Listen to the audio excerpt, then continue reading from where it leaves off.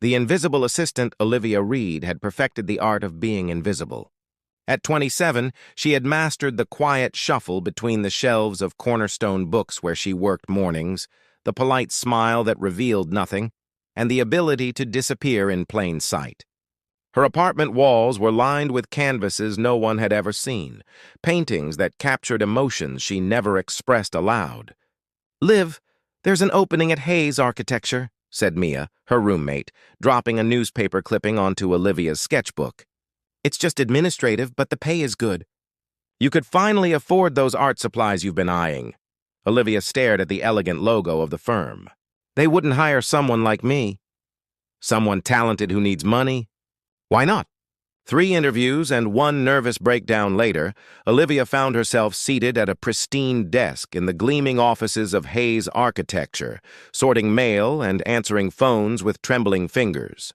Nathan Hayes walked through the office like a storm, tall, imposing, with eyes the color of rain clouds. At 36, he had already transformed the Chicago skyline with his bold designs. Employees scattered when he appeared, clearing paths and averting gazes. His perfectionism was legendary, his impatience even more so. "Where's the Jensen portfolio?" he demanded on Olivia's 3rd day, standing before her desk. She handed him the file without looking up. "I reorganized it by development phases rather than contractors. The tabs are color-coded." There was a pause. Olivia felt his gaze but kept her eyes down. "Who told you to do that?" His voice was softer but no less intense. "No one. I just thought it made more sense that way." She finally glanced up, regretting it immediately as she met his steel-gray eyes. Nathan studied her for a moment, then took the file and walked away without another word. "You're still alive," whispered Tara from the next desk. "He fired the last assistant for using the wrong paper clips." Weeks passed, and Olivia settled into a routine. She arrived early, stayed late, and spent lunches sketching in a hidden corner of the building's rooftop garden. Her desk became a model of efficiency, her work impeccable if unnoticed. Occasionally, she would pause at the wall of architectural renderings, her fingers itching to touch the lines, to adjust shadows, to bring warmth to the cold precision. One evening, as rain lashed against the windows and the office emptied, Olivia remained, finishing a presentation Nathan needed for the morning. The Westlake Hotel project was troubled. Beautiful but soulless, according to the client's feedback. Without thinking, she pulled out her pencil and began sketching on a scrap piece of paper. Softer lines around the entrance, a courtyard with a fountain where the sterile waiting area had been planned. "What are you doing?" Olivia's pencil clattered to the floor. Nathan stood behind her, raindrops still clinging to his coat. "I'm sorry," she stammered, covering her sketch. "I was just—" But Nathan was already reaching for the paper, sliding it from beneath her palm. His expression remained unreadable as he studied her work. "You have no architectural training," he said. It wasn't a question. "No, I don't."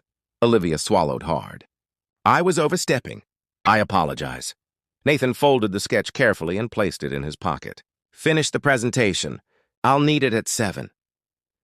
As he walked away, Olivia felt herself fade back into invisibility, certain she had made a terrible mistake.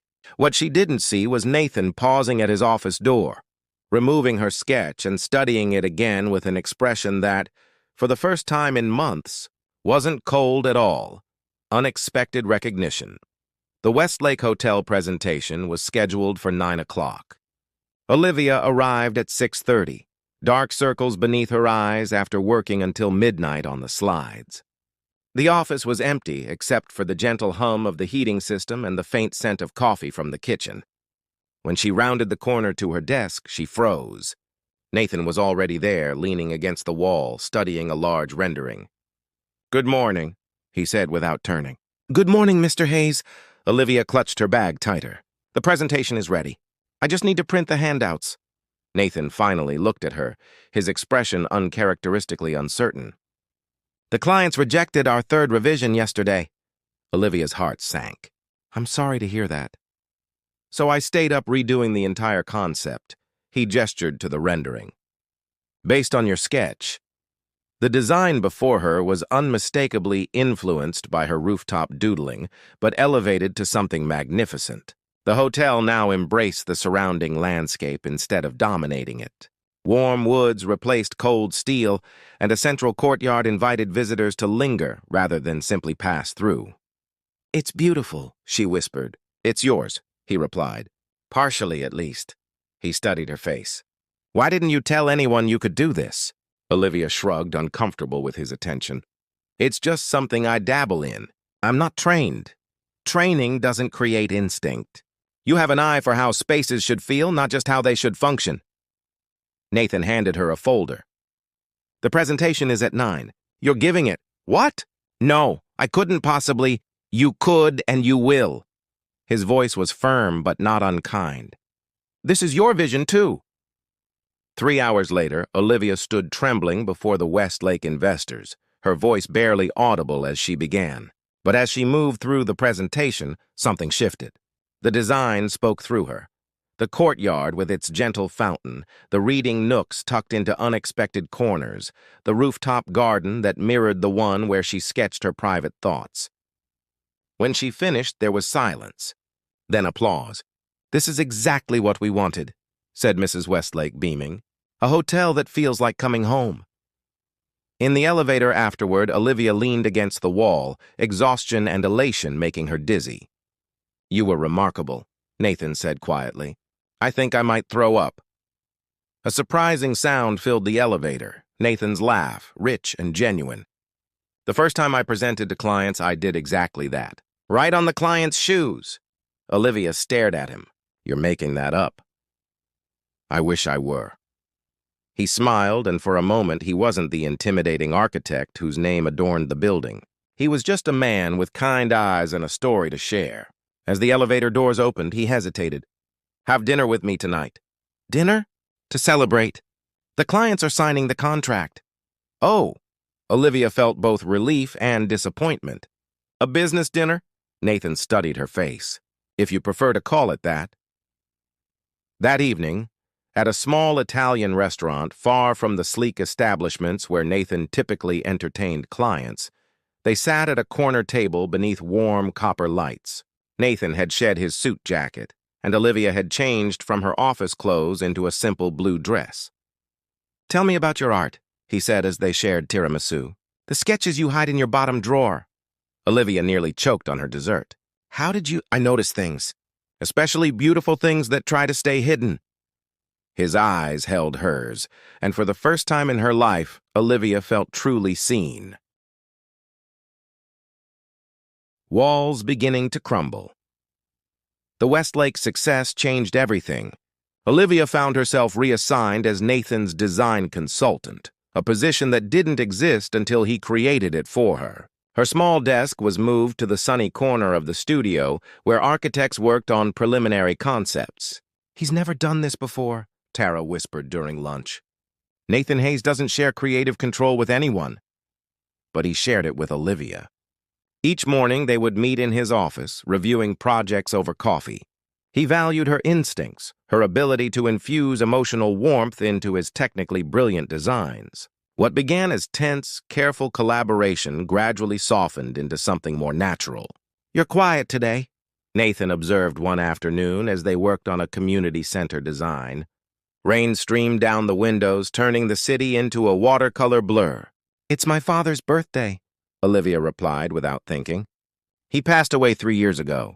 Nathan set down his pencil. "Tell me about him." No one had ever asked her that.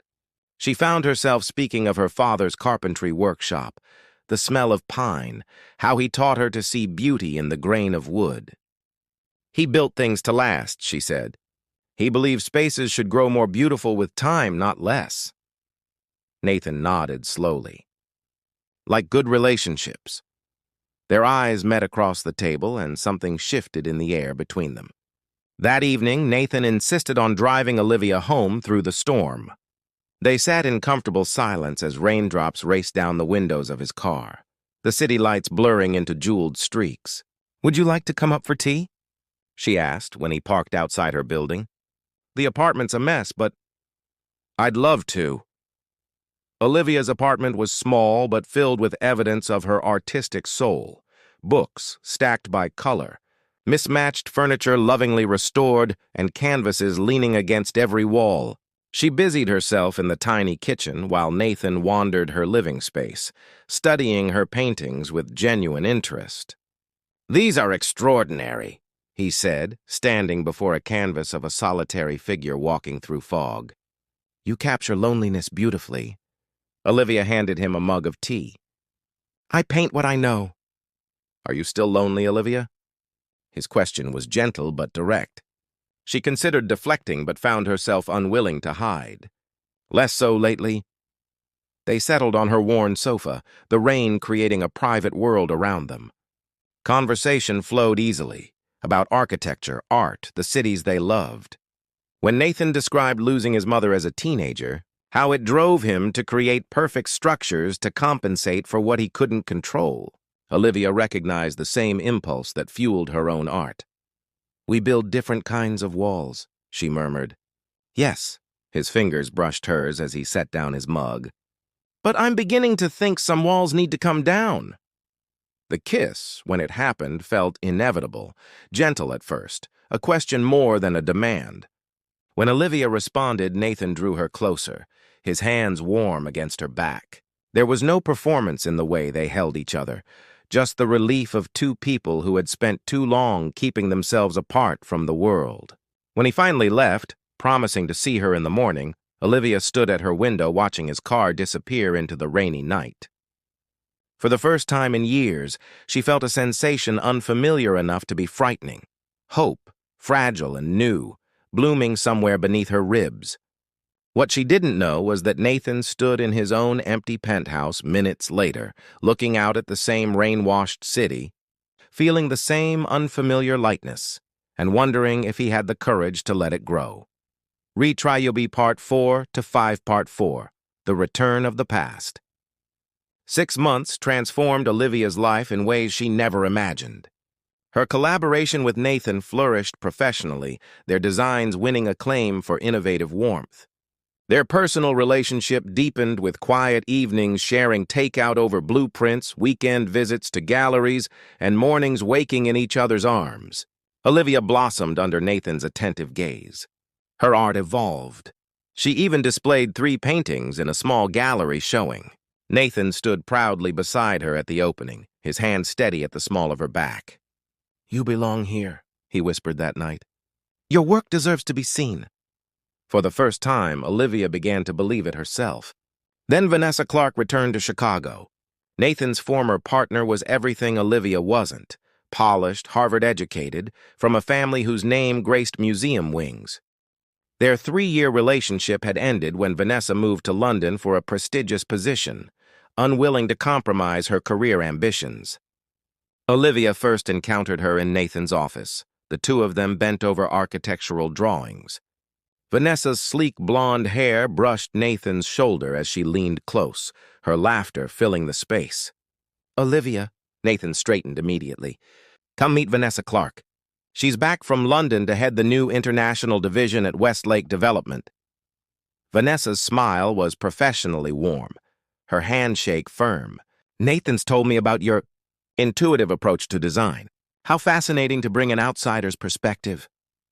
Every word was perfectly pleasant and subtly dismissive. In the following weeks, Vanessa became unavoidable. She attended every Westlake meeting, scheduled working dinners that ran late into the evening, and reminisced about projects she and Nathan had created together. "She still loves him," Tara observed bluntly over lunch. "And they make sense together. Both ambitious, same background, same world."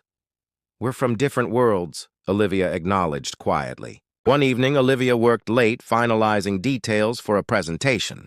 When she went to find Nathan, she overheard Vanessa's voice from his office. "We were good together, Nathan. We understood each other's ambitions. This firm could be global with the Westlake partnership, exactly what you've always wanted." "That was a long time ago," Nathan replied. "Is it really? Or have you just been distracted by something sweet but temporary?" Olivia stepped back, her heart pounding. She had always feared this moment. When Nathan would realize she didn't belong in his world of international clients and architectural prominence. She was still the invisible girl who sketched in corners.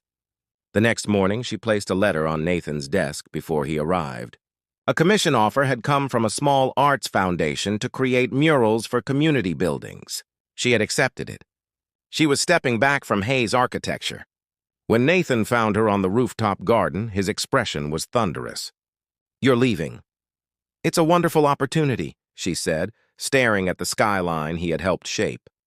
"That's not why you're going." "Vanessa can offer you everything I can professionally, plus connections I'll never have." The words spilled out, despite her resolve. "You two make sense together." "Don't tell me what makes sense for me." His voice was low, intense. "I spent 15 years building perfect structures while feeling hollow inside them. Then you walked into my office and suddenly spaces had meaning again." "Nathan." "No. You don't get to decide what I want." His hands framed her face. "Unless what you're really saying is that you don't want me." Olivia closed her eyes against tears. "I'm terrified of wanting something I can't keep." "Then that's what we need to talk about," he said softly. "Not Vanessa, not careers, just us and what we're both afraid of losing." A place that feels like home. Rain fell softly as Nathan drove Olivia to the outskirts of the city, refusing to reveal their destination. They had spent the night talking, really talking, about fears and hopes, about the walls they had built and were slowly dismantling together. "Where are we going?" she asked as they turned onto a tree-lined road. "You'll see." They stopped before an old brick building with large, dusty windows. Once a textile factory, it had stood empty for years, its industrial beauty forgotten. "I bought it last month," Nathan said, leading her through the heavy front door. "I was waiting for the right time to show you." Sunlight streamed through massive windows, illuminating the open space. High ceilings crossed with wooden beams, concrete floors worn smooth by decades of use, brick walls telling stories of labor and creation. "It's beautiful," Olivia whispered, her footsteps echoing. "It reminds me of you," Nathan said, watching her explore. Strong but gentle, practical but filled with unexpected grace. He unrolled blueprints on a makeshift table. "The top floor would be your studio, northern light, space for large canvases. The main floor could be a gallery and community art space." Olivia stared at him. "My studio? And this," he continued, turning to another drawing, "would be our home, if you wanted." The design blended both their sensibilities, his architectural precision softened by her organic warmth. It wasn't his sleek penthouse or her cramped apartment, but something new they would create together. "You planned all this?" "I've been sketching it since our third date." His smile was self-conscious. "Too fast?" She touched the drawings, fingers tracing the life he had imagined for them. "You would leave downtown?" "Your perfect penthouse view?" "Views change." Nathan stepped closer. "What matters is who you're standing beside while looking at them." Olivia circled the space, sunlight following her movements. This wasn't Nathan trying to fit her into his world or her trying to belong in it. This was them building something new together. "The Foundation Commission?" he asked. "It's real. 3 community buildings need murals." She smiled. "You didn't think I'd make that up?" "No, but I thought maybe you'd let me redesign their interiors, pro bono. So your art has the perfect home." Olivia laughed, the sound echoing in the empty building that suddenly felt full of possibility. "Partners?" "In every way." Nathan drew her into his arms. "I love you, Olivia Reed. Not because you make my work better, although you do. Not because you've brought beauty into spaces I never knew were empty. But because with you, for the first time, I understand what it means to be home." In the months that followed, the old factory transformed. The Community Arts Center opened with Olivia's murals gracing walls Nathan had redesigned. Their home took shape above the gallery. Not perfect, but perfectly theirs. On opening night, as well-wishers filled the gallery, Nathan found Olivia standing before her largest canvas, a painting of 2 silhouettes merging. "Neither dominating, both essential, happy?" he asked, slipping his arm around her waist. Olivia leaned into him, watching visitors move through the space they had created together, some from his world of architecture, others from the neighborhood art classes she had started. I used to think love was about fitting into someone else's life, she said. But it's not. It's about building something new together, isn't it? Nathan kissed her temple. That's what we do best. Outside, rain began to fall again, droplets catching the gallery lights like stars.